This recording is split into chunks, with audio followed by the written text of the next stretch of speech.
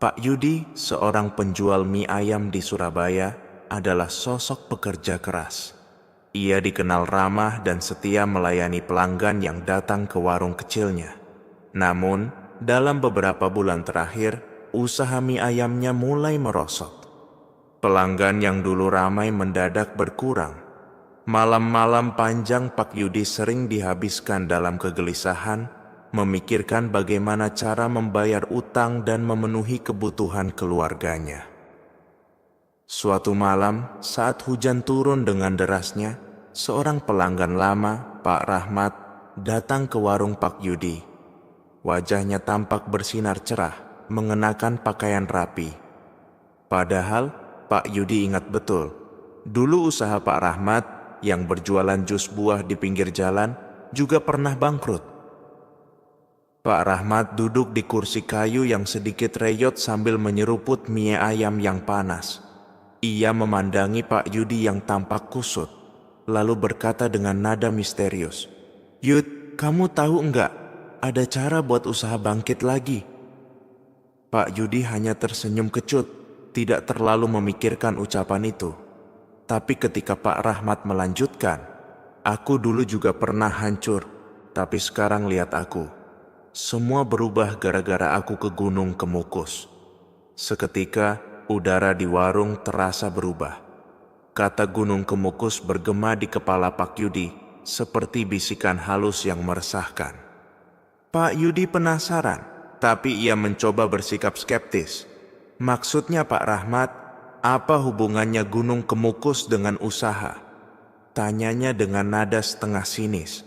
Namun dalam hati, ia tak bisa menahan rasa ingin tahu. Pak Rahmat tersenyum kecil, lalu mencondongkan tubuhnya ke depan. Di sana, kalau kamu tahu caranya, kamu bisa dapat keberuntungan besar. Tapi ya, ada syaratnya. Dan itu bukan untuk orang yang ragu-ragu. Ia menatap Pak Yudi dalam-dalam, seakan sedang menimbang keberanian lelaki itu. Hujan di luar semakin deras. Suara air yang menetes dari atap warung seolah menjadi latar belakang percakapan mereka. Pak Yudi merasa tertarik sekaligus takut. Ia mendengar cerita tentang Gunung Kemukus dari orang-orang di kampungnya. Tempat itu terkenal sebagai lokasi pesugihan, penuh dengan misteri, ritual aneh, dan bisikan dari alam gaib. Banyak yang mengaku berhasil, tapi ada juga yang kehilangan segalanya, bahkan nyawa. Pak Rahmat melanjutkan, "Aku nggak maksa, tapi kalau kamu mau tahu lebih banyak, aku bisa ajak kamu ke sana. Cuma, kalau udah niat, jangan setengah-setengah." Pak Rahmat mengeluarkan selembar kertas kecil dari sakunya. Di atasnya ada alamat dan tulisan tangan angkat Jumat Pon. "Datang saja ke sini kalau kamu sudah siap. Tapi ingat Yud, ini bukan permainan." Pak Rahmat meninggalkan warung dengan langkah santai, meninggalkan Pak Yudi yang masih terpaku di tempatnya. Kertas kecil itu ia genggam erat, namun perasaan ragu dan takut mulai menyelimuti pikirannya. Malam itu, saat ia mencoba tidur, bayangan Gunung Kemukus terus menghantuinya. Ia mendengar suara-suara di kepalanya, suara Pak Rahmat yang menggema, "Keberuntungan besar Yud, tapi ada syaratnya." Bahkan saat ia memejamkan mata, sebuah mimpi aneh datang menghampirinya. Dalam mimpinya, ia melihat sebuah sendang, mata air yang gelap, dan seorang perempuan berbaju merah menatapnya sambil tersenyum dingin. Pak Yudi terbangun dengan keringat dingin membasahi tubuhnya. Ia merasa ini bukan sekadar kebetulan. Hati kecilnya berbisik bahwa mungkin Gunung Kemukus adalah jawaban dari masalahnya. Namun, ia juga tahu bahwa keputusan ini tidak boleh diambil sembarangan. Ia harus mempertimbangkan segalanya, termasuk risiko besar yang mungkin mengintainya. Saat fajar menyingsing, Pak Yudi menatap warungnya yang semakin sepi. Ia melihat daftar utang yang terus bertambah. Pikirannya kalut. Apakah ia akan menerima tawaran Pak Rahmat dan pergi ke Gunung Kemukus? Hari itu, ia memutuskan satu hal. Ia akan mencari tahu lebih dalam tentang Gunung Kemukus dan apa yang sebenarnya terjadi di tempat itu. Pak Yudi menghabiskan beberapa hari terakhir dengan perasaan gundah. Pikiran tentang Gunung Kemukus terus mengganggu pikirannya. Bayangan tentang kejayaan usaha yang kembali bangkit terasa menggiurkan. Namun di sisi lain, rasa takut akan bahaya yang belum jelas. Bentuknya membuat langkahnya tertahan. Pagi itu, ia duduk di depan warungnya yang sepi, sambil memandang kertas kecil pemberian Pak Rahmat. Tertulis di sana alamat sebuah tempat pertemuan dan catatan waktu, Jumat Pon. Ia tidak tahu mengapa, tapi angka-angka dan huruf-huruf di kertas itu seakan membakar keinginannya untuk mencoba. Saat malam Jumat Pon mendekat, Pak Yudi akhirnya memberanikan diri. Ia berpamitan pada istrinya dengan alasan ingin bertemu teman lama. Istrinya yang terbiasa dengan kerja keras suaminya tak banyak bertanya. Namun dalam hati, Pak Yudi merasa sedikit bersalah karena tak berkata jujur. Sore itu, dengan motor bututnya, Pak Yudi melaju menuju alamat yang tertulis di kertas. Alamat itu mengarahkannya ke sebuah desa kecil di pinggiran Sragen. Saat ia tiba, suasana sudah mulai berubah. Langit tampak lebih gelap dari biasanya, meski belum sepenuhnya malam. Desa itu terasa sepi, hanya ada beberapa rumah dengan penerangan minim. Di tengah perjalanan, ia berhenti di depan sebuah warung kecil untuk bertanya arah. Pemilik warung, seorang pria tua dengan wajah dingin, memperhatikannya sejenak sebelum menjawab. "Ke Kemukus, hati-hati nak. Jangan lupa jaga ucapan dan perilaku di sana. Tempat itu bukan tempat biasa." Pak Yudi mengangguk gugup, berterima kasih, lalu melanjutkan perjalanan. Beberapa kilometer kemudian, ia tiba di sebuah persimpangan jalan yang penuh dengan pohon-pohon besar dan gelap. Di sana, Pak Rahmat sudah menunggunya, berdiri dengan santai di samping mobilnya. "Kamu benar-benar datang, Yud," sapa Pak Rahmat dengan senyum penuh arti. "Kamu sudah siap kan?" Pak Yudi hanya mengangguk, meskipun hatinya masih dipenuhi rasa was-was. Pak Rahmat mempersilakannya masuk ke dalam mobil. Dalam perjalanan menuju Gunung Kemukus, suasana menjadi semakin sunyi. Pak Rahmat bercerita tentang aturan dan tata cara yang harus dipatuhi di sana. "Di Kemukus, kamu harus menjalani ritual tertentu. Tapi ingat, ini semua tentang niat. Kalau kamu ragu atau cuman iseng, jangan harap apa-apa. Malah kamu bisa kena celaka," katanya dengan nada serius. Pak Yudi mendengarkan dengan saksama, tak ingin melewatkan detail apapun. "Ritual seperti apa, Pak? Apa ada yang harus saya bawa?" Pak Rahmat tertawa kecil. "Kamu nggak perlu bawa apa-apa, Yud. Semua sudah disediakan di sana. Tapi nanti kamu akan tahu sendiri. Setiap orang punya jalannya masing-masing di Kemukus." Malam mulai turun saat mereka tiba di area sekitar Gunung Kemukus. Tempat itu tampak seperti sebuah perkampungan kecil dengan deretan warung dan kios sederhana yang berjejer di sepanjang jalan. Namun, suasana di sana berbeda. Udara terasa berat dan ada aroma dupa yang samar-samar tercium di udara. Orang-orang berlalu lalang, kebanyakan dengan wajah serius. Beberapa tampak seperti pedagang biasa, namun ada juga yang membawa barang-barang aneh seperti dupa, bunga, atau kain putih. Pak Yudi mengikuti Pak Rahmat masuk ke sebuah warung kecil, tempat mereka bertemu dengan seseorang yang disebut sebagai juru kunci. Juru kunci itu adalah seorang pria tua dengan sorot mata tajam. Ia mengenakan pakaian serba hitam dan duduk di sudut ruangan yang dipenuhi asap dupa. Pak Rahmat memperkenalkan Pak Yudi kepadanya. "Ini temanku, Pak. Dia baru pertama kali ke sini, mau mencoba." Pria tua itu mengangguk pelan. "Baik, yang penting ikuti semua aturan. Jangan melawan, jangan bertanya yang tidak perlu." Pak Yudi hanya mengangguk, meskipun perasaannya semakin tidak karuan. Juru kunci itu kemudian menyerahkan sebuah kantong kain kecil yang berisi dupa, bunga, dan secarik kain putih. Nanti kamu harus mandi di sendang mata air di atas bukit sebelum memulai ritual, jelasnya.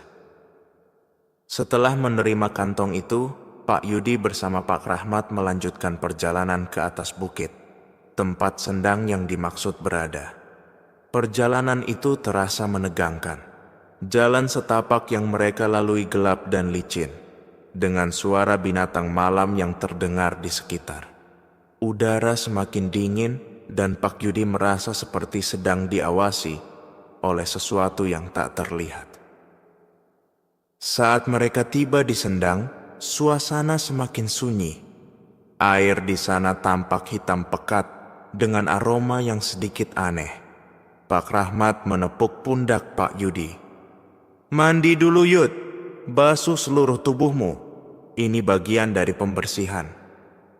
Pak Yudi, meskipun ragu, akhirnya melepas pakaian dan masuk ke air. Saat tubuhnya bersentuhan dengan air dingin itu, ia merasa seperti ada sesuatu yang merayap di kulitnya. Sensasi aneh itu membuat bulu kuduknya berdiri, tapi ia mencoba mengabaikannya. Setelah selesai mandi, mereka kembali ke tempat juru kunci untuk melanjutkan ritual. Malam semakin larut dan Pak Yudi mulai merasakan bahwa langkah yang ia ambil ini tak akan mudah untuk dihentikan. Pak Yudi merasa tubuhnya berat ketika keluar dari sendang di atas bukit. Air yang dingin seperti menembus hingga tulang, meninggalkan rasa aneh yang sulit ia jelaskan. Pak Rahmat yang menunggunya di pinggir sendang hanya menepuk bahunya. "Bagus Yud, kamu sudah melewati tahap pertama, tapi ingat ini baru awal." Malam itu terasa lebih dingin saat mereka berjalan menuruni bukit menuju makam Pangeran Samudra, lokasi utama dari ritual pesugihan di Gunung Kemukus. Suara hewan malam yang tadinya hanya samar-samar terdengar kini terasa lebih jelas, seperti berbisik di telinga Pak Yudi. Ia mencoba mengabaikan semua itu dan tetap mengikuti langkah Pak Rahmat. Setibanya di area makam, Pak Yudi merasa udara di sekitarnya berubah. Aroma dupa semakin kuat, bercampur dengan wangi bunga yang menyengat. Puluhan, bahkan ratusan orang terlihat berkerumun di area itu, beberapa di antaranya mengenakan pakaian serba putih. Beberapa lainnya duduk bersila di tanah, memejamkan mata sambil berkomat-kamit melantunkan doa. Makam itu sendiri dikelilingi pagar kayu dengan ukiran Jawa kuno. Sebuah gapura besar berdiri di depannya, dihiasi lampu-lampu kecil yang berkedip samar. Di depan makam, ada tenda kecil tempat beberapa orang menjual perlengkapan ritual, seperti dupa, bunga, dan minyak wangi. Pak Rahmat membimbing Pak Yudi mendekati seorang pria tua yang duduk di salah satu sudut gapura. Dia adalah penjaga makam yang disebut orang-orang sebagai juru kunci makam. "Selamat malam," sapa Pak Rahmat. "Teman saya ini baru pertama kali datang ke sini. Mohon bimbingannya." Pria tua itu mengangguk pelan, tatapannya tajam menembus Pak Yudi. "Baik. Apakah dia sudah menjalani mandi di sendang?" Pak Rahmat mengangguk. "Sudah, Pak." Juru kunci itu kemudian mengulurkan tangannya, memberikan secarik kain putih yang dilipat rapi. "Kenakan ini di lehermu selama ritual.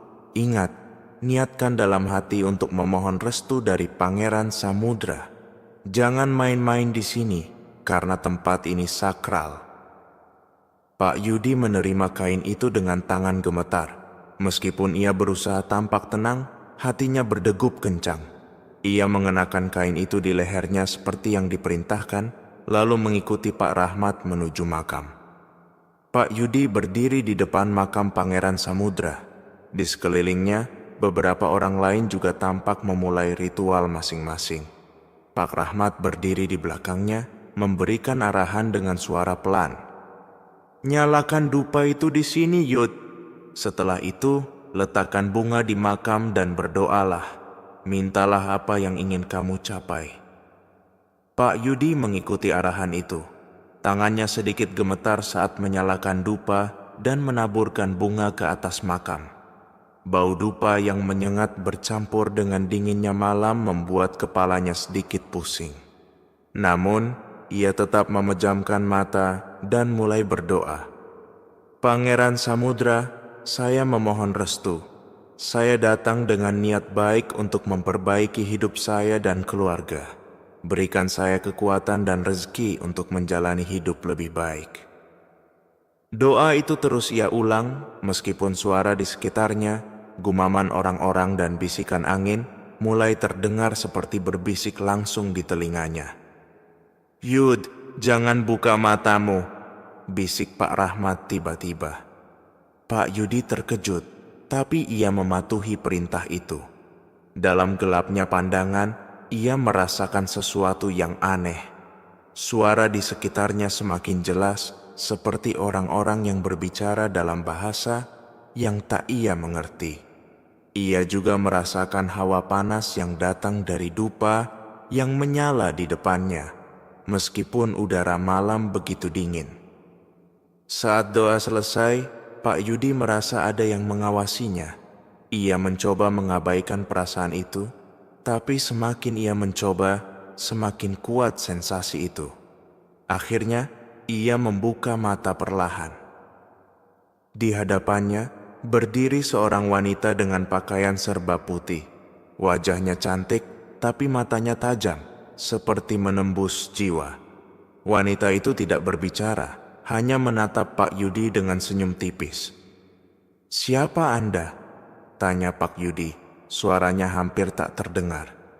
Wanita itu tidak menjawab. Sebaliknya ia mengulurkan tangan, memberikan sebuah benda kecil berbentuk seperti koin kuno. "Ambillah," bisiknya. Suaranya seperti datang dari segala arah. Pak Yudi, meskipun ragu, akhirnya menerima koin itu.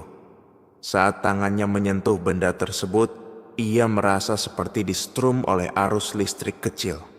Wanita itu menghilang begitu saja, meninggalkan aroma bunga melati yang semakin menyengat. "Yud, kamu baik-baik saja?" Suara Pak Rahmat membuyarkan lamunannya. Pak Yudi menoleh ke belakang. Pak Rahmat menatapnya dengan wajah serius. "Kamu sudah selesai. Ayo, kita keluar dari sini. Jangan lupa, ini baru permulaan." Sebelum mereka meninggalkan area makam, Pak Rahmat mengantar Pak Yudi kembali ke tenda juru kunci. Pria tua itu memandangi Pak Yudi dengan pandangan penuh makna. "Ingat nak, koin itu adalah tanda bahwa kamu sudah diterima. Tapi perjalananmu masih panjang. Selama 7 Jumat Pon, kamu harus kembali ke sini dan menyelesaikan semua ritual. Jika berhenti di tengah jalan, semua usahamu akan sia-sia." Pak Yudi hanya bisa mengangguk, meskipun dalam hatinya ia dipenuhi rasa takut. Dalam perjalanan pulang, koin itu terasa berat di sakunya, seolah menjadi pengingat bahwa ia baru saja memulai sesuatu yang tak bisa dihentikan. Sepulang dari ritual pertama di Gunung Kemukus, Pak Yudi merasa dirinya telah melangkah lebih jauh dari yang pernah ia bayangkan. Setiap malam, pikirannya dipenuhi dengan bayangan wanita berbaju putih yang memberinya koin. Bau bunga melati yang sempat hilang selalu tercium samar, meski ia telah jauh dari makam Pangeran Samudra. Hari-hari berikutnya, warung mie ayam miliknya mulai menunjukkan tanda-tanda perubahan. Pelanggan yang dulu jarang datang kini mulai mengisi bangku-bangku kosong. Namun, di tengah lonjakan rezeki itu, ia merasa ada sesuatu yang terus mengintai dari kejauhan. Malam itu, Pak Yudi sedang menutup warungnya ketika seorang pria asing datang menghampiri. Penampilannya biasa saja, mengenakan kemeja lusuh dan topi yang menutupi sebagian wajahnya. Namun, ada sesuatu yang membuat kehadirannya terasa ganjil. "Pak Yudi?"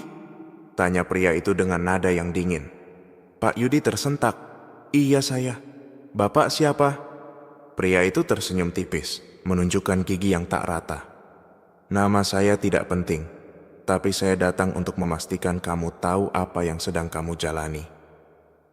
Pak Yudi terdiam, merasa bulu kuduknya meremang. Pria itu mendekat, membuat jarak mereka hanya beberapa langkah. Tatapan matanya tajam, seolah menelanjangi setiap pikiran Pak Yudi. "Kamu sudah menerima koin itu, artinya kamu harus menyelesaikan perjanjian ini," ucap pria itu dengan suara rendah. "Jangan sampai kamu melanggar, karena kalau tidak..."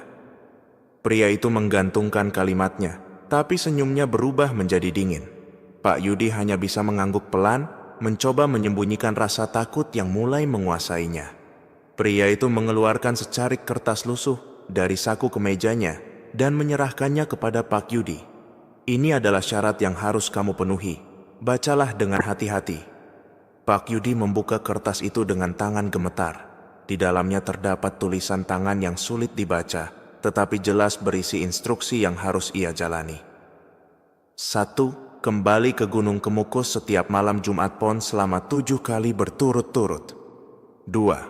Setiap kunjungan bawalah sesajen berupa bunga, dupa, dan minyak wangi. 3. Lakukan hubungan seperti suami istri dengan pasangan yang memiliki tujuan sama.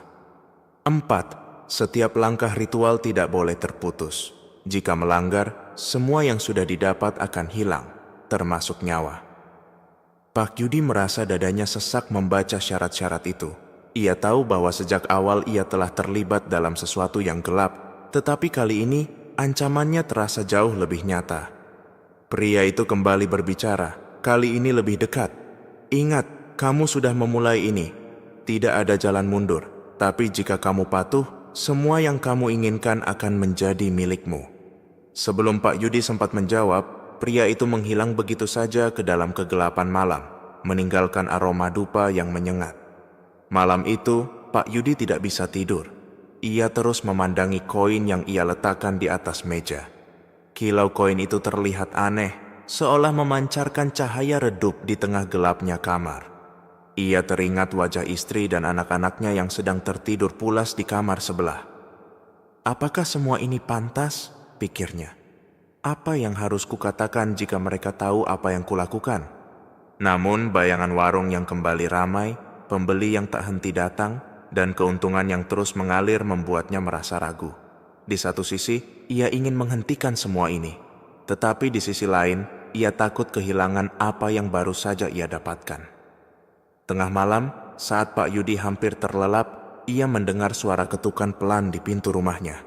Dengan rasa enggan, ia bangkit dan membuka pintu. Di sana berdiri wanita berbaju putih yang ia temui di makam. "Kenapa kamu ragu, Yudi?" tanyanya, suaranya lembut namun menusuk. "Bukankah ini yang kamu inginkan?" Pak Yudi tertegun, tidak tahu harus menjawab apa. Wanita itu melangkah masuk tanpa diundang, berdiri di ruang tamu dan memandang sekeliling. "Aku hanya ingin mengingatkanmu," lanjutnya, "perjalananmu baru saja dimulai. Jangan sia-siakan kesempatan ini." Wanita itu mendekati Pak Yudi dan menepuk pundaknya. "Tapi ingat, jika kamu berhenti di tengah jalan, semua yang kamu sayangi akan menjadi bagian dari perjanjian ini." Setelah berkata demikian, wanita itu menghilang begitu saja, meninggalkan aroma melati yang menyengat. Keesokan harinya, Pak Yudi mencoba menjalani aktivitas seperti biasa. Namun, ia tidak bisa mengabaikan perasaan cemas yang terus menghantui. Setiap pelanggan yang datang ke warungnya terasa seperti pengingat akan perjanjian yang telah ia buat. Di tengah keramaian, ia menyadari satu hal. Kini ia bukan hanya berjuang untuk dirinya sendiri. Keluarganya juga terlibat, meski mereka tidak tahu apa-apa. Pak Yudi hanya bisa berharap bahwa ia memiliki kekuatan untuk menyelesaikan semua ini, meskipun ia tahu bahwa perjalanan yang akan datang penuh dengan bahaya yang tidak terlihat. Setelah pertemuan dengan pria misterius dan kehadiran wanita berbaju putih yang mengancam, Pak Yudi merasa bahwa takdirnya sudah tak bisa dihindari. Ketika malam Jumat Pon mendekat, ia mulai mempersiapkan dirinya untuk perjalanan kedua ke Gunung Kemukus. Kali ini, ia merasa lebih tegang daripada sebelumnya. Rasa takut dan rasa bersalah terus menghantuinya, tetapi bayangan keuntungan yang terus mengalir dari warung mie ayamnya membuatnya tetap melangkah. Malam itu, Gunung Kemukus tampak lebih ramai dari kunjungan pertama Pak Yudi. Kerumunan orang datang dari berbagai daerah, membawa sesajen mereka masing-masing. Sebagian tampak tenang, Namun sebagian lagi seperti Pak Yudi, terlihat gelisah dan penuh tanda tanya. Bau dupa dan aroma bunga melati memenuhi udara, menciptakan suasana mistis yang sulit dijelaskan. Pak Yudi mengikuti langkah-langkah seperti sebelumnya. Ia menuju sendang bulan untuk mandi ritual. Air dari sendang itu terasa dingin menusuk tulang, tetapi ia tahu bahwa ia tidak boleh melanggar tahapan apapun. Setelah mandi, ia membawa sesajen ke makam Pangeran Samudra, di mana doa dan ritual harus dilakukan dengan khusyuk. Kali ini, suasana di sekitar makam terasa lebih aneh. Pak Yudi merasa ada banyak mata yang mengawasinya dari kegelapan, meskipun ia tidak melihat siapapun. Salah satu syarat yang harus ia penuhi adalah melakukan hubungan suami istri dengan seseorang yang memiliki tujuan yang sama. Berbeda dengan kunjungan pertama, kali ini Pak Yudi tidak bertemu dengan wanita yang sama. Wanita dari Kalimantan itu tidak hadir, tetapi seseorang yang baru sudah menunggunya. Wanita itu memperkenalkan dirinya sebagai Lasmi, seorang pedagang pakaian dari Solo. Ia juga mengalami masalah dalam usahanya dan memilih jalan pesugihan demi menyelamatkan keluarganya. "Saya juga ragu awalnya, Mas," ujar Lasmi sambil tersenyum getir. "Tapi mau bagaimana lagi? Ini satu-satunya jalan." Pak Yudi hanya mengangguk tanpa berkata banyak. Mereka berjalan menuju salah satu kamar kecil yang disewakan warga sekitar untuk para pelaku ritual. Sepanjang perjalanan, pikiran Pak Yudi terus bercampur aduk antara rasa malu, bersalah, dan takut. Kamar itu sempit, dengan dinding dari triplek dan tempat tidur beton yang dingin. Pak Yudi dan Lasmi duduk berhadapan dalam keheningan, hanya ditemani suara alunan gamelan yang samar terdengar dari arah makam. "Mas, kita harus melakukannya," kata Lasmi memecah keheningan. "Kalau tidak, kita berdua akan kehilangan segalanya." Pak Yudi menghela napas panjang sebelum akhirnya mengangguk. Dengan tangan gemetar, ia memulai ritual yang telah ditentukan. Namun saat itu ia merasa ada sesuatu yang aneh. Selama mereka melakukannya, udara di dalam kamar terasa semakin dingin. Sesekali, ia merasa ada bayangan yang melintas di sudut matanya, tetapi setiap kali ia menoleh, tidak ada apa-apa. Lasmi pun tampak gelisah. Ia beberapa kali melirik ke arah pintu, seolah mendengar sesuatu. "Mas, tadi kamu dengar suara itu?" bisiknya. "Suara apa?" tanya Pak Yudi.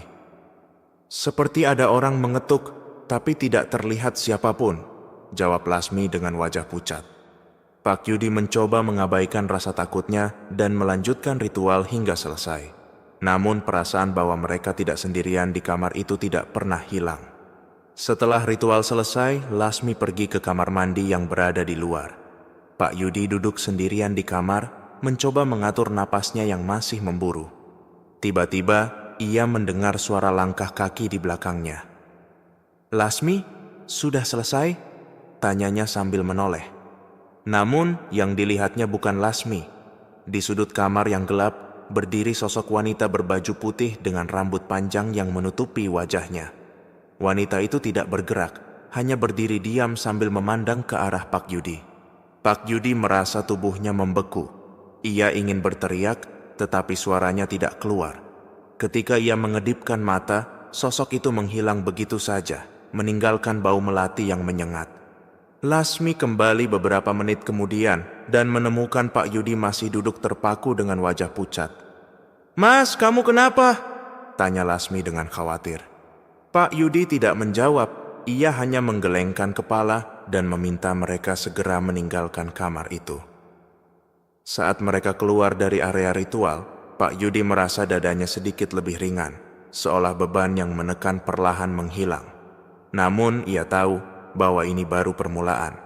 Masih ada 5 kali kunjungan lagi yang harus ia jalani untuk menyelesaikan perjanjian ini. Di perjalanan pulang, ia tidak bisa melupakan sosok wanita berbaju putih yang ia lihat di kamar. Apakah itu hanya halusinasi ataukah pertanda bahwa ia telah menyentuh sesuatu yang lebih gelap dari yang ia bayangkan? Sampai di rumah, Pak Yudi mendapati warungnya dipenuhi pelanggan, bahkan lebih ramai dari sebelumnya. Ia mulai bertanya-tanya, Apakah ini balasan atas apa yang telah ia lakukan di Gunung Kemukus, ataukah hanya kebetulan semata? Namun di tengah kesuksesannya, perasaan takut terus menghantui.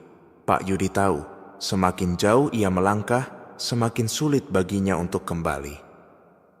Setelah ritual kedua di Gunung Kemukus, kehidupan Pak Yudi tampak berubah signifikan.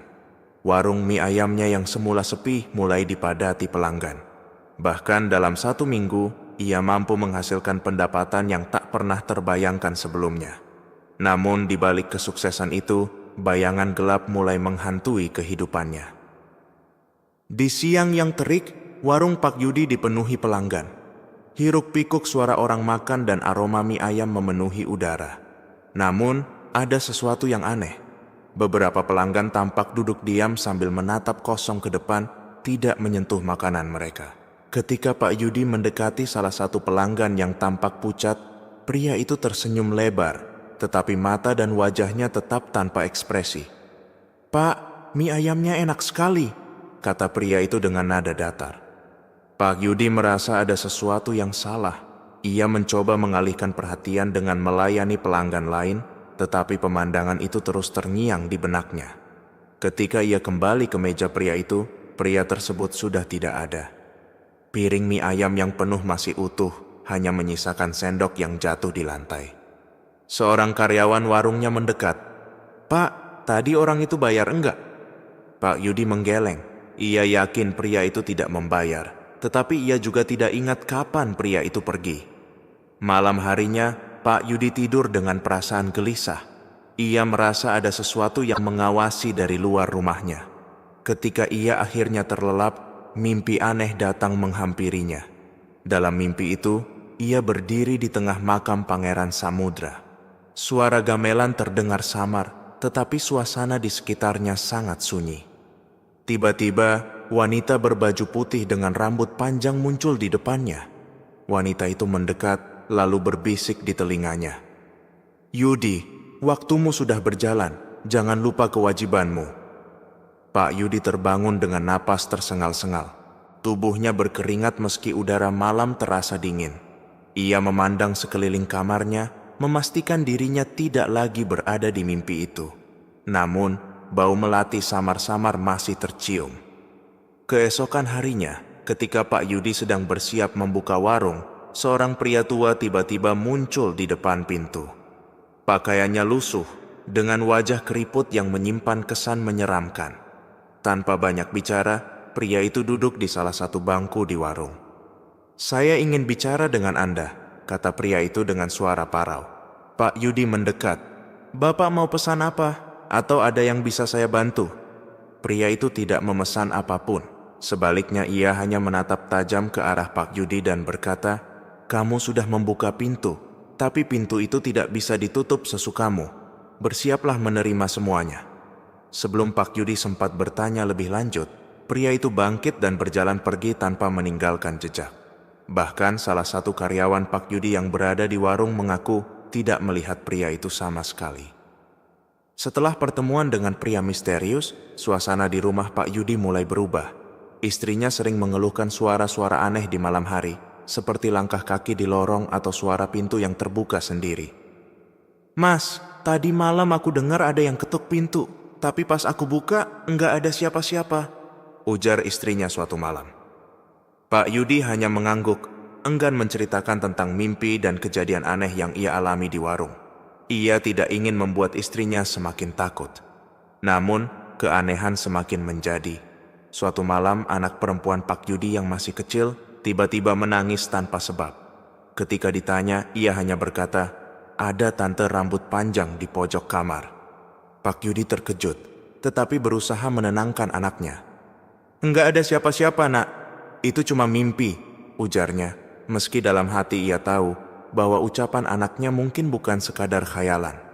Merasa terpojok oleh berbagai kejadian aneh, Pak Yudi memutuskan untuk kembali menemui guru spiritual yang sebelumnya membimbingnya di Gunung Kemukus.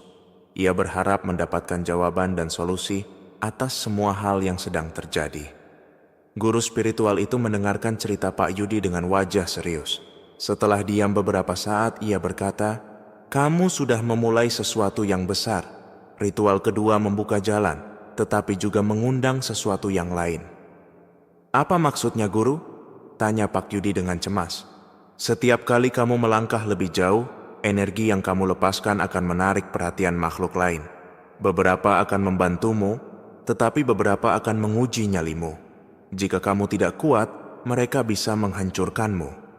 Guru itu juga memperingatkan bahwa jika Pak Yudi tidak melanjutkan ritual hingga 7 kali, konsekuensinya bisa fatal.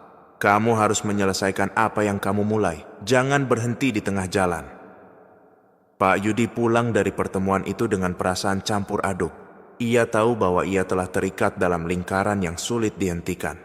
Ritual ketiga menantinya, tetapi bayangan akan konsekuensi yang lebih besar terus menghantui pikirannya. Di rumah, Pak Yudi duduk termenung sambil memandangi warungnya yang ramai. Kesuksesan ini terasa seperti kutukan yang tak terlihat. Ia bertanya-tanya, apakah semua ini benar-benar sepadan? Namun, di dalam hatinya, ia tahu bahwa perjalanan ke Gunung Kemukus masih jauh dari kata selesai. Setelah menerima peringatan dari sang guru spiritual, Pak Yudi tahu bahwa ia tak punya pilihan lain. Ia harus melanjutkan ritual ketiga di Gunung Kemukus jika ingin terhindar dari konsekuensi fatal. Namun, ketakutan akan bayangan gelap yang terus mengintainya semakin menguat. Meski warung mie ayamnya terus dipadati pelanggan, suasana rumahnya semakin mencekam. Malam Jumat Pon mendekat, dan Pak Yudi mempersiapkan keberangkatannya. Istrinya yang sudah mulai memahami situasi, hanya diam dengan raut wajah cemas. "Mas, yakin ini harus dilanjutkan?" tanya istrinya dengan nada lirih. Pak Yudi mengangguk pelan. "Kalau enggak dilanjutkan, dampaknya bisa lebih buruk. Ini jalan yang sudah kupilih." Anak perempuan mereka tiba-tiba berlari ke ruang tamu, menangis. "Ayah, jangan pergi. Nanti ada tante rambut panjang itu lagi." Perkataan anaknya membuat suasana semakin tegang. Namun Pak Yudi hanya bisa menenangkan anaknya sebelum pergi. Meski di hatinya ia juga dihantui rasa takut. Pak Yudi tiba di Gunung Kemukus tepat saat matahari terbenam. Seperti biasa, suasana di sana terasa mistis. Kabut tipis menyelimuti jalan setapak menuju makam Pangeran Samudra, diiringi suara gamelan yang samar-samar terdengar. Kali ini, Pak Yudi merasa ada sesuatu yang berbeda. Udara terasa lebih berat, seolah ada kekuatan yang mengawasi setiap langkahnya. Ia bertemu dengan wanita yang menjadi pasangannya dalam ritual sebelumnya. Wanita itu tampak lebih ceria, bahkan berpenampilan lebih rapi dari sebelumnya. "Mas, usaha saya tambah ramai. Omzet naik 2 kali lipat sejak terakhir kita bertemu," katanya sambil tersenyum lebar. Namun senyuman itu tidak bisa menghapus rasa cemas yang terus menghantui Pak Yudi. Seperti biasa, ritual dimulai di Sendang Bulan. Pak Yudi dan wanita itu membersihkan diri di sana. Namun saat Pak Yudi membasuh wajahnya, ia melihat sesuatu di permukaan air. Sosok wanita berambut panjang dengan wajah pucat dan mata hitam menatapnya dari dalam air. Pak Yudi melompat mundur, terengah-engah. Wanita yang bersamanya bertanya, "Kenapa, Mas? Ada apa?" Pak Yudi hanya menggeleng dan mencoba mengabaikan penglihatannya. Namun bayangan itu terus menghantui pikirannya sepanjang malam. Ritual kali ini terasa lebih berat. Wanita itu tampak lebih agresif dan terus memaksakan kehendaknya. Pak Yudi, meski tubuhnya terasa lelah, berusaha menyelesaikan ritual sesuai aturan. Namun, di tengah-tengah ritual, ia merasa ada sesuatu yang tidak beres. Dari sudut matanya, ia melihat bayangan gelap di sudut kamar. Bayangan itu perlahan membesar, membentuk sosok menyerupai manusia, tetapi dengan mata merah menyala. Pak Yudi terdiam, tubuhnya membeku. Wanita yang bersamanya juga mendadak berhenti, wajahnya pucat pasi. "Mas, kamu lihat itu?" bisiknya dengan suara gemetar. Bayangan itu tidak bergerak, tetapi keberadaannya memenuhi ruangan dengan aura menyesakkan. Pak Yudi berusaha mengumpulkan keberanian dan melanjutkan ritual meski keringat dingin membasahi tubuhnya. Setelah selesai, bayangan itu perlahan menghilang, meninggalkan suasana sunyi yang begitu mencekam. Ketika ritual selesai, Pak Yudi dan wanita itu berpisah dengan janji untuk melanjutkan ritual berikutnya. Namun, perjalanan pulang Pak Yudi dipenuhi dengan keanehan. Di sepanjang jalan, ia merasa diikuti oleh sesuatu. Setiap kali menoleh, ia tidak melihat apa-apa, tetapi suara langkah kaki terus terdengar di belakangnya. Saat tiba di rumah, ia dikejutkan oleh suara tangisan istrinya. "Mas, tadi aku lihat bayangan hitam besar di depan rumah. Dia berdiri lama, lalu tiba-tiba menghilang," ujar istrinya sambil gemetar. Pak Yudi mencoba menenangkan istrinya, tetapi dalam hatinya, ia tahu bahwa ritual ini mulai membawa dampak yang lebih besar. Bayangan itu bukan hanya mengikuti dirinya, tetapi juga mulai mengganggu keluarganya. Malam itu, Pak Yudi kembali dihantui mimpi aneh. Ia berdiri di sebuah hutan gelap, dikelilingi oleh pohon-pohon besar yang menyerupai sosok manusia. Dari kegelapan, suara wanita yang pernah ia dengar sebelumnya muncul lagi. "Kamu sudah melangkah terlalu jauh, Yudi. Jangan berhenti, atau kamu akan kehilangan segalanya." Saat ia mencoba mencari asal suara itu, ia melihat sosok menyeramkan dengan wajah tanpa mata, berdiri di antara pepohonan. Sosok itu menunjuk ke arahnya sebelum menghilang dalam kabut. Pak Yudi terbangun dengan napas terengah-engah. Ia merasa bahwa waktu semakin sempit dan setiap ritual membawa beban yang semakin berat. Ritual ketiga telah selesai, tetapi Pak Yudi menyadari bahwa ia semakin terikat dalam perjanjian gelap ini. Bayangan yang mengintai, mimpi-mimpi menyeramkan, dan tanda-tanda kegelapan yang menghantui keluarganya menjadi peringatan bahwa jalan yang ia pilih tidak akan mudah. Namun, ia tahu bahwa menyerah bukanlah pilihan. Ia harus melanjutkan hingga akhir, apapun risikonya. Pak Yudi merasa dirinya semakin terjebak dalam lingkaran gelap yang tak berujung. Ritual ketiga telah meninggalkan jejak menyeramkan. Bayangan hitam, mimpi-mimpi aneh, dan gangguan yang mulai menyentuh keluarganya. Meski warung mie ayamnya terus sukses, ia tidak dapat mengabaikan ancaman yang terus mengintai. Malam Jumat Pon kembali tiba. Sejak pagi, Pak Yudi sudah merasa ada yang tidak beres. Perasaan gelisah menghantuinya, tetapi ia tidak punya pilihan selain melanjutkan. Ia paham, jika ia menghentikan ritual di tengah jalan, konsekuensinya bisa jauh lebih buruk.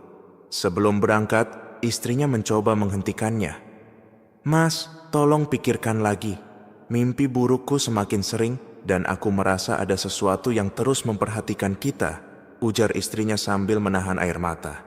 Pak Yudi hanya bisa memeluknya. "Aku harus melanjutkan ini. Kalau berhenti sekarang, semua yang kita bangun akan runtuh." Ia pergi dengan langkah berat, meninggalkan rumah yang terasa dingin dan penuh kecemasan. Sesampainya di Gunung Kemukus, suasana terasa lebih mencekam dari biasanya. Kabut tebal menutupi seluruh kawasan, membuat lampu-lampu redup di sepanjang jalan setapak tampak seperti bayangan samar. Angin malam terasa menusuk tulang, dan suara gemelan yang biasanya menyambut kini terdengar lebih lambat, seperti melodi yang sumbang. Pak Yudi bertemu kembali dengan wanita pasangannya, namun kali ini wajah wanita itu tampak pucat. Matanya cekung seperti tidak tidur selama beberapa hari. "Mas, aku hampir tidak ingin datang. Seminggu terakhir aku terus dihantui oleh mimpi buruk. Ada sosok besar dengan mata merah yang terus mendekatiku," katanya dengan suara bergetar. Pak Yudi hanya mengangguk. Ia tahu gangguan ini bukan hanya menimpa dirinya. Pak Yudi dan wanita itu memulai ritual di sendang bulan seperti biasa. Namun, saat Pak Yudi memasukkan tangannya ke dalam air untuk mencuci muka, ia merasakan sesuatu menyentuh kulitnya. Refleks ia menarik tangannya dan melihat sesuatu yang membuat darahnya berdesir. Seekor tangan kurus berwarna hitam mencengkeram pergelangan tangannya dari dalam air. Pak Yudi mencoba melepaskannya, tetapi cengkeraman itu semakin kuat. Wanita di sampingnya mulai panik dan berteriak, "Mas! Mas! Cepat lepaskan!" Pak Yudi berusaha menarik tangannya, dan akhirnya cengkeraman itu menghilang begitu saja, meninggalkan bekas lebam hitam di pergelangan tangannya. Ia terengah-engah, tetapi mencoba menyelesaikan ritual mandi meski tubuhnya bergetar hebat. Ritual dilanjutkan ke kamar sewaan, tetapi suasana kali ini jauh lebih dingin. Wanita pasangannya mencoba memulai, tetapi suara-suara aneh mulai terdengar dari luar kamar.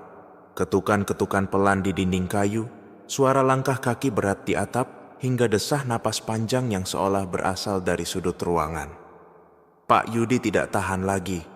Ini tidak seperti biasanya. Apa yang sebenarnya terjadi? Wanita itu hanya menggeleng. Aku tidak tahu, Mas, tapi aku merasa ada yang mengawasi kita sejak kita sampai di sini. Saat ritual mulai berjalan, suhu ruangan tiba-tiba menurun drastis. Pak Yudi melihat embun keluar dari napas mereka, seolah ruangan itu membeku. Dari sudut mata, ia melihat bayangan hitam kembali muncul di pojok kamar. Kali ini, bayangan itu lebih besar dan bentuknya semakin jelas. Sosok menyerupai manusia dengan tanduk panjang. Pak Yudi tidak tahan lagi. Ia berteriak, tetapi suara teriakannya seperti tenggelam dalam kesunyian. Wanita itu menangis ketakutan, tubuhnya bergetar hebat. Setelah ritual selesai, Pak Yudi memutuskan untuk menemui juru kunci makam. Ia tahu, ini sudah melampaui kemampuannya. Mbah, ada sesuatu yang berbeda malam ini. Aku merasa semakin dekat dengan sesuatu yang gelap. Apa ini pertanda buruk? Juru kunci hanya menghela napas panjang. Kamu sudah terlalu dalam, nak. Bayangan itu adalah penagih. Ia tidak akan pergi sampai kamu menyelesaikan perjanjianmu. Tapi kenapa semakin menyeramkan, Mbah? Kenapa keluargaku juga ikut terganggu? Tanya Pak Yudi.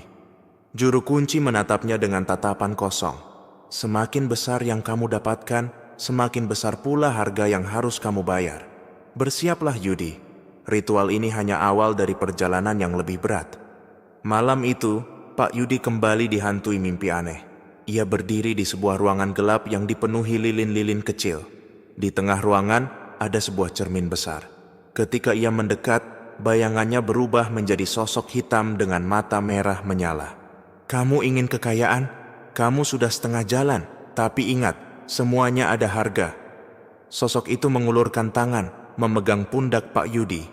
Seketika tubuhnya terasa panas seperti terbakar. Ia terbangun dengan tubuh penuh keringat, tetapi bekas tangan di pundaknya nyata, bekas hitam dengan pola menyerupai tanduk. Ritual keempat telah selesai, tetapi konsekuensi yang ditinggalkan lebih berat dari sebelumnya. Pak Yudi kini sadar bahwa ia semakin dekat dengan sesuatu yang jauh lebih berbahaya. Dengan 2 ritual tersisa, ia tidak tahu apakah dirinya akan mampu bertahan hingga akhir. Namun, satu hal yang pasti, kegelapan telah menunggu, dan ia tidak punya jalan untuk kembali. Pak Yudi pulang dari Gunung Kemukus dengan perasaan yang lebih berat dari sebelumnya. Meski ritual keempat telah selesai, bekas-bekasnya masih terasa nyata, baik pada tubuhnya maupun pikirannya.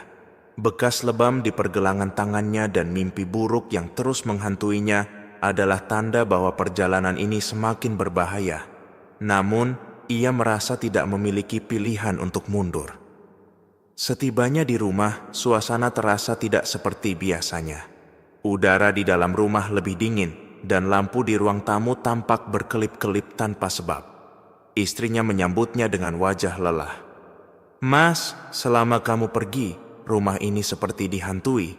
Aku mendengar langkah-langkah di dapur, suara ketukan di jendela, bahkan suara tertawa kecil di malam hari, kata istrinya sambil memegang pundak Pak Yudi. Pak Yudi hanya bisa terdiam. Ia tahu ini adalah dampak dari ritual yang ia jalani. Namun, ia tidak ingin membuat istrinya semakin cemas. Mungkin cuma perasaan, Dek. Kamu harus tetap kuat, jawab Pak Yudi dengan suara lirih. Namun, malam itu menjadi saksi dari kengerian yang tak lagi bisa diabaikan. Malam itu, saat semua lampu telah dimatikan, suara aneh mulai terdengar dari arah dapur. Sebuah langkah berat seperti seseorang menyeret kakinya terdengar mendekat. Pak Yudi terbangun dan langsung mengecek, tetapi dapur kosong. Ketika ia kembali ke kamar, istrinya tiba-tiba menjerit. Mas, ada orang di pojok kamar. Pak Yudi langsung menyalakan lampu, dan bayangan hitam besar dengan mata merah menyala terlihat sekilas sebelum menghilang di sudut gelap ruangan. Istrinya menangis ketakutan, tubuhnya gemetar tanpa henti. Mas, aku tidak kuat lagi. Tolong hentikan semua ini, teriak istrinya di tengah isak tangis. Pak Yudi hanya bisa memeluknya, meski dalam hatinya ia sendiri dirundung ketakutan. Keesokan harinya, seorang lelaki tua tak dikenal datang ke rumah Pak Yudi. Wajahnya tampak penuh guratan dan matanya seperti menyimpan misteri. Saya dari Gunung Kemukus, katanya tanpa memperkenalkan diri. Saya dikirim oleh juru kunci untuk memberitahumu bahwa waktumu semakin sempit. Semakin banyak gangguan yang kamu alami, semakin dekat bayangan itu menagih janjinya. Pak Yudi tertegun. Tapi aku masih ada 2 ritual lagi. Apa yang sebenarnya akan terjadi? Lelaki tua itu hanya tersenyum tipis. Hanya kamu yang bisa menjawabnya. Tapi ingat, bayangan yang datang bukan hanya untuk menakuti. Mereka datang untuk memastikan kamu tidak mundur. Lelaki itu pergi tanpa meninggalkan jejak, membuat suasana semakin mencekam. Malam itu, Pak Yudi kembali dihantui mimpi buruk. Dalam mimpinya, ia berjalan di jalan setapak penuh kabut. Dari kejauhan terdengar suara tangisan anak kecil yang menggema di udara. Saat ia mendekat, ia melihat seorang anak kecil berdiri membelakanginya. Pak Yudi mencoba memanggil anak itu, tetapi saat anak itu menoleh, wajahnya hitam pekat tanpa mata, hanya mulut lebar dengan taring tajam. "Kamu tidak akan pernah bisa lari," kata anak itu dengan suara yang bergema. Pak Yudi terbangun dengan tubuh berkeringat dingin. Namun kali ini ia tidak sendirian. Di sudut kamar ia melihat bayangan hitam dengan mata merah menyala, mengawasinya tanpa bergerak. Hari-hari berikutnya gangguan di rumah semakin menjadi-jadi. Anak-anak Pak Yudi mulai mengeluhkan mimpi buruk. Mereka mengaku sering melihat sosok tinggi hitam berdiri di dekat tempat tidur mereka. Bahkan suara-suara langkah dan ketukan di jendela terdengar setiap malam. Pak Yudi merasa bersalah. Ia tahu keluarganya kini ikut menjadi korban dari perbuatannya. Namun ia tidak bisa berhenti. Ia mencoba menghubungi juru kunci, tetapi tidak ada jawaban. Suatu malam teror mencapai puncaknya. Lampu di rumah tiba-tiba padam dan seluruh rumah diselimuti kegelapan. Suara langkah berat terdengar di seluruh rumah, disertai suara berdesis seperti ular. Istri Pak Yudi berteriak dari kamar anak-anak, "Mas, ada sesuatu di sini." Pak Yudi berlari ke kamar anak-anak dan menemukan mereka meringkuk di sudut ruangan, menangis ketakutan. Di tengah ruangan bayangan besar dengan mata merah menyala berdiri, mengarahkan tatapannya langsung ke Pak Yudi. "Kamu tahu apa yang harus kamu lakukan?" Suara berat itu bergema di seluruh ruangan. Pak Yudi menggigil, tetapi ia mencoba menguatkan diri. Ia berteriak, "Aku akan menyelesaikan ini, tapi jangan sentuh keluargaku." Bayangan itu menghilang, tetapi meninggalkan hawa dingin yang membuat semua orang di rumah gemetar. Setelah kejadian itu, Pak Yudi sadar bahwa ia tidak bisa lagi mengabaikan dampak dari ritual ini. Ia tahu 2 ritual tersisa akan menjadi perjalanan terberat dalam hidupnya. Keluarganya telah menjadi target, dan ia harus menyelesaikan semuanya sebelum semuanya terlambat. Namun, ia juga mulai merasakan bahwa ada sesuatu yang lebih besar sedang menunggu. Sesuatu yang mungkin tidak akan pernah bisa ia lawan. Setelah teror di rumah mencapai puncaknya, Pak Yudi sadar bahwa ia telah masuk terlalu jauh ke dalam dunia yang tidak bisa dipahami oleh logika. Dengan 2 ritual tersisa, ia tahu bahwa dirinya berada di ambang kehancuran. Namun, apapun yang terjadi, ia bertekad untuk menyelesaikannya agar keluarganya tidak lagi menjadi target. Hari itu, dengan tubuh lelah dan hati yang penuh beban, Pak Yudi memutuskan untuk kembali ke Gunung Kemukus. Ia menyewa kendaraan dan berangkat sendirian tanpa memberitahu keluarganya. Sepanjang perjalanan, ia merasakan keheningan yang menekan. Suara burung hutan terdengar lebih pelan dari biasanya, seolah alam pun menahan napas menunggu sesuatu yang besar terjadi. Sesampainya di sana, ia disambut oleh suasana yang jauh lebih mencekam. Kabut tebal menyelimuti kawasan makam dan bau dupa menyengat menusuk hidungnya. Tidak banyak orang yang terlihat, hanya beberapa pengunjung yang berjalan cepat tanpa banyak bicara. Juru kunci yang biasa menyambutnya pun tidak tampak. Seorang penjaga makam yang lebih tua menggantikan juru kunci sebelumnya. Wajahnya tirus dengan sorot mata yang tampak tahu terlalu banyak. "Kamu sudah dekat dengan akhirnya," katanya tanpa basa-basi. Pak Yudi diarahkan ke sebuah pohon besar di pinggir kompleks makam. Pohon itu begitu besar dengan akar yang mencuat ke permukaan, seolah-olah berusaha mencengkeram tanah dengan kekuatan besar. "Di sini kamu akan melakukan ritual ke-6, tetapi ada syarat tambahan. ujar penjaga itu. Kamu harus berdoa di bawah pohon ini sendiri, tanpa lentera hingga fajar tiba. Malam itu, Pak Yudi duduk bersila di bawah pohon dengan hati berdebar. Ia berdoa dalam gelap sambil mendengar suara-suara aneh yang mengelilinginya. Daun-daun pohon bergerak meski tidak ada angin, dan ia merasakan sesuatu bergerak di bawah tanah. Ketika ia membuka mata, ia melihat bayangan-bayangan melayang di sekitar pohon, menatapnya tanpa suara. Puncaknya terjadi ketika sebuah tangan dingin menyentuh pundaknya dari belakang. Ia menoleh, dan sosok dengan wajah hitam pekat menatapnya dari dekat. Selesaikan atau semua yang kamu cintai akan kami ambil, kata sosok itu dengan suara yang menggema. Setelah malam itu, Pak Yudi hanya memiliki satu ritual tersisa. Penjaga makam menegaskan bahwa ini adalah langkah terakhir, tetapi juga yang paling berbahaya. Ritual ketujuh adalah penentuan. Kamu akan bertemu dengan penguasa kegelapan, dan dia akan menawarimu sesuatu. Jangan salah memilih, atau segalanya akan berakhir. Malam Jumat, Pon tiba. Pak Yudi diarahkan ke tempat paling terpencil di Gunung Kemukus, sebuah gua kecil yang dipenuhi dengan simbol-simbol aneh di dindingnya. Di dalam gua itu, hawa dingin begitu menusuk, dan suara gemericik air terdengar samar. Ketika ia menyalakan lilin, sosok besar muncul dari kegelapan. Sosok itu memiliki tubuh manusia, tetapi wajahnya tidak memiliki mata, hanya mulut lebar yang dipenuhi gigi tajam. Kamu telah sampai sejauh ini, Yudi, kata sosok itu. Sekarang berikan apa yang paling berharga darimu, dan aku akan memberimu kekayaan yang tak terbatas. Pak Yudi gemetar.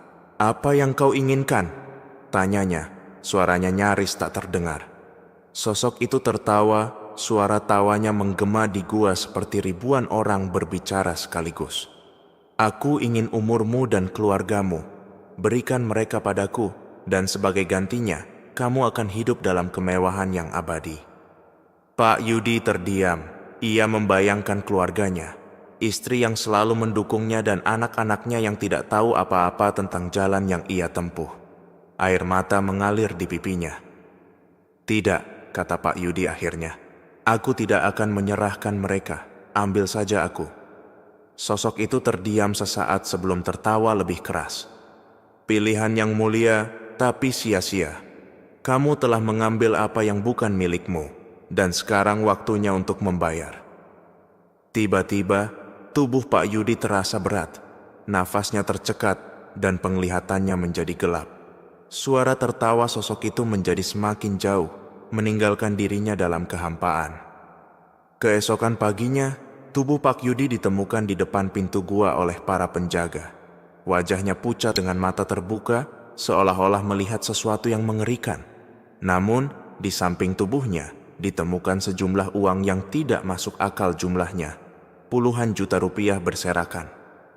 Keluarganya menerima uang itu tanpa tahu asalnya, tetapi kehilangan Pak Yudi membuat mereka tidak bisa merasakan kebahagiaan. Istrinya selalu menangis di malam hari, dan anak-anaknya mulai sering bermimpi buruk tentang sosok dengan mata merah yang mengawasi mereka. Gunung Kemukus tetap berdiri megah, menyimpan ribuan kisah pesugihan yang berakhir tragis. Pak Yudi hanyalah salah satu dari banyak orang yang mencoba mencari jalan pintas menuju kekayaan, tetapi akhirnya kehilangan segalanya. Bayangan-bayangan di gunung itu terus memanggil, menunggu siapa lagi yang akan datang untuk membuat perjanjian dengan kegelapan. Tamat.